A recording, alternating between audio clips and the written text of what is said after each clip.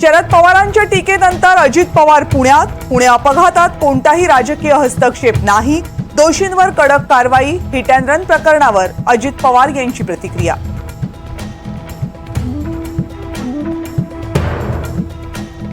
Pune Porsche अपघात प्रकरणी विशाल अग्रवालला 14 दिवसांची न्यायालयीन कोठडी. विशाल अग्रवालसह 6 जणांचा जामिनाचा मार्ग मोकळा.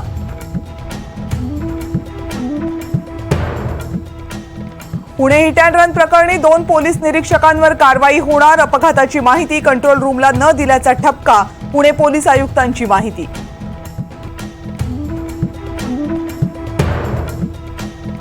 अपघातावेळी ड्रायव्हरच गाडी चालवत होता हे दाखवण्याचा प्रयत्न. पुणे पोलीस आयुक्तांची माहिती. पण रक्तच नाही तर सीसीटीव्हीचाही भक्कम पुरावा असल्याचा पुणे पोलीस आयुक्तांचा दावा.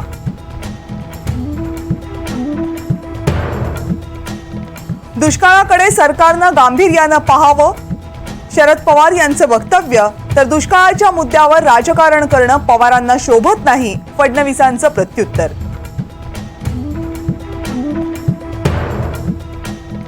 कोणत्याही परिस्थितीत शेतकऱ्यांचं वीज कनेक्शन तोडू नका, शरद पवार यांची वाढत्या दुष्काळाकडे पाहता मागणी.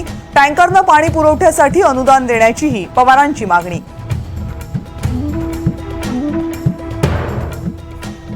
छत्तीसगडमध्ये सुरक्षा दल आणि नक्षलवाद्यांमध्ये चकमक. 8 नक्षलवादी ठार, शस्त्रसाठाही जप्त.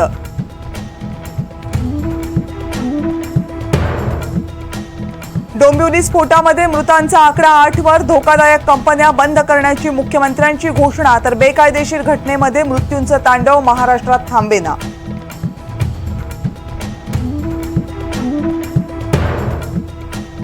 नाशिक शहरातल्या नामांकित सुराणा ज्वेलर्सवर आयकर विभागाचा छापा. 30 पेक्षा जास्त वाहनांमधून आयकर पथक दाखल. दागिने खरेदी विक्री व्यवहारांची चौकशी.